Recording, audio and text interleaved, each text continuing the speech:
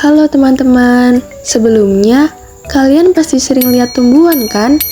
Tapi pernah gak sih kalian itu bertanya-tanya apa aja sih bagian-bagian tumbuhan itu? Dan gimana sih cara tumbuhan itu bisa hidup, tumbuh, dan berkembang? Nah, jawabannya ada di struktur morfologi dan anatomi tumbuhan. Yuk kita pelajari bersama-sama. Nah, sebelumnya, apa sih morfologi tumbuhan itu? Jadi, morfologi berasal dari kata morpho yang artinya bentuk dan logi yang artinya ilmu. Jadi, morfologi tumbuhan adalah ilmu yang mempelajari bentuk luar atau bagian-bagian tubuh tumbuhan yang bisa kita lihat dan kita sentuh. Dengan mempelajari morfologi, kita bisa mengenali tumbuhan dari bentuk fisiknya. Yang pertama, ada akar. Akar adalah bagian tumbuhan yang tumbuh ke dalam tanah. Fungsinya sangat penting, yaitu menyerap air dan mineral dari tanah agar tumbuhan bisa hidup. Bayangkan, akar itu seperti pipa yang menyedot air dan nutrisi dari dalam tanah lalu mengalirkannya ke seluruh bagian tumbuhan. Selain itu, akar juga berfungsi sebagai penopang supaya tumbuhan tidak mudah roboh, terutama saat angin kencang atau hujan deras. Nah, di sini ada berbagai jenis akar. Yang pertama ada akar tunggang. Akar tunggang itu akar yang besar dan kuat. Biasanya dimiliki tumbuhan dikotil seperti pohon mangga. Akar ini tumbuh lurus ke bawah dan bisa mencapai sumber air yang dalam.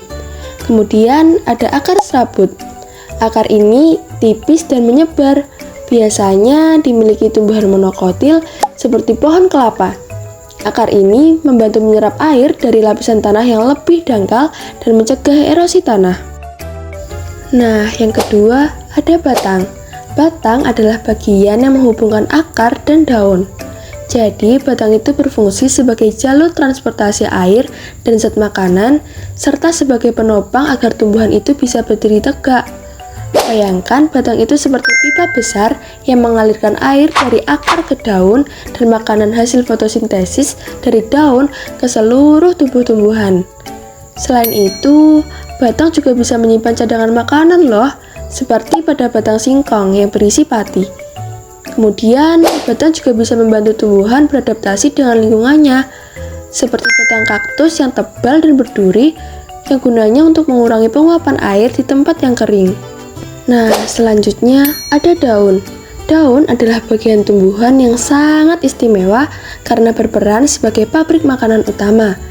Disinilah proses fotosintesis terjadi, yaitu proses di mana tumbuhan mengubah cahaya matahari, air, dan karbon dioksida menjadi makanan yang diperlukan tumbuhan untuk tumbuh dan berkembang. Nah, kalau kita lihat dari luar, daun itu biasanya kan berbentuk lebar dan tipis. Tetapi bentuk ini bukan tanpa alasan loh. Daun yang tipis memungkinkan cahaya matahari mudah menembus ke dalam jaringan daun, sedangkan permukaan yang lebar membantu menangkap sinar matahari sebanyak mungkin. Jadi, semakin luas daun, semakin banyak sinar matahari yang bisa diserap untuk fotosintesis.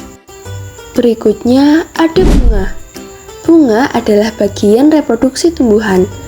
Di sini terjadi proses pembuahan yang menghasilkan biji dan buah. Bunga juga menarik serangga atau hewan lain untuk membantu penyerbukan dengan warna, bentuk, dan bau yang khas.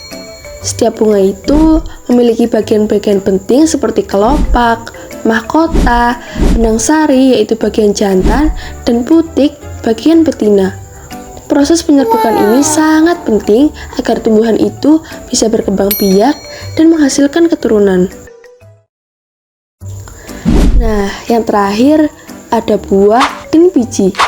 Jadi, setelah bunga dibuahi, tumbuhan akan menghasilkan buah yang berkembang dari bakal buah dan berfungsi melindungi biji di dalamnya. Buah ini memiliki berbagai bentuk dan struktur yang berperan dalam membantu penyebaran biji. Sementara itu, biji adalah organ reproduksi yang berisi embrio, yaitu calon tumbuhan baru lengkap dengan cadangan makanan yang penting untuk mendukung pertumbuhan awal hingga tumbuhan muda mampu melakukan fotosintesis sendiri, sehingga biji menjadi kunci kelangsungan hidup dan penyebaran tumbuhan di alam. Nah, selanjutnya yaitu anatomi tumbuhan. Kalau morfologi adalah bentuk luar, Anatomi adalah struktur bagian dalam tumbuhan. Anatomi tumbuhan mempelajari jaringan-jaringan yang membentuk akar, batang, daun, bunga, buah, dan biji. Dengan memahami anatomi tumbuhan, kita bisa tahu bagaimana setiap bagian tumbuhan bekerja dari dalam agar tumbuhan bisa hidup dan berfungsi optimal. Yang pertama yaitu anatomi akar. Kalau kita lihat lebih dekat, akar itu terdiri dari beberapa bagian penting. Yang pertama ada epidermis, yaitu lapisan paling luar akar yang tipis dan halus. Di sini ada rambut-rambut akar yang sangat kecil. Rambut akar ini berfungsi untuk memperluas area akar agar bisa menyerap air dan mineral lebih banyak dari tanah. Kemudian di bawah epidermis ada korteks, yaitu lapisan yang cukup tebal dan berisi banyak ruang kosong. Korteks ini berfungsi menyimpan makanan dan juga membantu mengalirkan air dari rambut akar ke bagian dalam akar. Selanjutnya ada endodermis, yaitu lapisan yang membatasi korteks dengan bagian dalam akar. Endodermis ini seperti penjaga yang mengatur air dan mineral yang masuk agar tidak sembarangan masuk ke bagian dalam akar. Kemudian yaitu bagian yang paling dalam adalah silinder pusat atau stele, di mana terdapat jaringan pengangkut yaitu xilem dan floem. Xilem berfungsi mengangkut air dan mineral dari akar ke seluruh bagian tumbuhan, sedangkan floem mengangkut makanan hasil fotosintesis dari daun ke seluruh tubuh tumbuhan. Nah, selanjutnya ada anatomi batang. Struktur batang juga terdiri dari beberapa bagian. Yang pertama, bagian terluar adalah epidermis, yaitu lapisan pelindung yang melindungi batang dari kerusakan dan kehilangan air. Kemudian, di bawah epidermis ada korteks, yang berfungsi menyimpan cadangan makanan dan membantu menguatkan batang agar tidak mudah patah. Kemudian di dalam korteks terdapat jaringan pengangkut yang terdiri dari xilem dan floem seperti akar tadi. Kemudian bagian tengah batang disebut envolur atau medula yang berfungsi menyimpan cadangan makanan dan membantu mengangkut zat-zat penting. Yang ketiga yaitu anatomi daun. Struktur daun terdiri dari beberapa bagian penting juga. Yang pertama ada epidermis atas dan bawah, yaitu lapisan pelindung yang melapisi daun. Kemudian di bagian bawah epidermis terdapat stomata, yaitu lubang-lubang kecil yang bisa membuka dan menutup untuk mengatur udara dan air yang keluar masuk ke daun. Kemudian di antara epidermis atas dan bawah terdapat jaringan mesofil yang terdiri dari dua bagian. Yang pertama ada jaringan palisada yang berisi banyak sel dengan kloroplas. Kloroplas inilah yang berperan menangkap cahaya matahari untuk proses fotosintesis. Kemudian yang kedua ada jaringan spons yang memiliki banyak ruang antar sel untuk memudahkan pertukaran gas seperti oksigen dan karbon dioksida.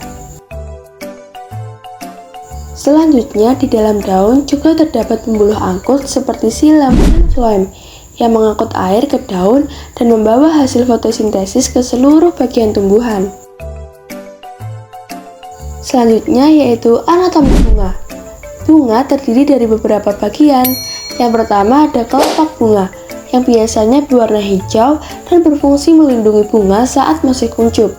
Kemudian mahkota bunga yang biasanya berwarna-warni yang menarik perhatian serangga atau hewan lain untuk membantu penyerbukan. Kemudian benang sari, yaitu alat reproduksi jantan yang menghasilkan serbuk sari. Serbuk sari ini berisi sel sperma yang akan membuahi sel telur. Kemudian putik, yaitu alat reproduksi betina yang terdiri dari kepala putik atau tempat serbuk sari menempel, tangkai putik, dan ovarium. Di dalam ovarium terdapat bakal biji yang akan berkembang menjadi biji setelah pembuahan. Yang kelima yaitu anatomi buah. Struktur buah terdiri dari beberapa bagian. Yang pertama ada kulit buah, yaitu lapisan luar yang melindungi bagian dalam buah dari kerusakan dan serangan hama. Kemudian daging buah, yaitu bagian yang biasanya lunak dan berisi cadangan makanan. Bagian ini sering dimakan oleh hewan dan manusia, sehingga membantu menyebarkan biji. Kemudian biji, yaitu bagian dalam buah yang berisi calon tumbuhan baru. Biji ini akan tumbuh menjadi tanaman baru jika kondisi lingkungannya cocok. Dan yang terakhir yaitu anatomi biji. Biji terdiri dari beberapa bagian. Yang pertama ada kulit biji, yaitu lapisan pelindung yang kuat agar biji tidak mudah rusak oleh lingkungan sekitar. Kemudian embrio, yaitu calon tanaman baru yang akan tumbuh ketika biji mulai berkecambah. Embrio ini sudah memiliki bagian awal, yaitu akar, batang, dan daun. Kemudian cadangan makanan, yaitu bahan makanan yang disimpan di dalam biji untuk memberi nutrisi kepada embrio saat mulai tumbuh sampai bisa membuat makanannya sendiri melalui fotosintesis. Nah, teman-teman, sekarang kalian sudah tahu kan bagian-bagian luar dan dalam tumbuhan itu seperti apa beserta fungsinya. Tumbuhan itu luar biasa ya teman-teman. Mereka punya sistem yang sangat rapi dan terorganisir supaya bisa hidup dan tumbuh dengan baik. Sebelumnya, jika ada salah kata atau penjelasan yang kurang jelas, saya minta maaf ya teman-teman. Terima kasih sudah menonton dan belajar bersama. Bye-bye.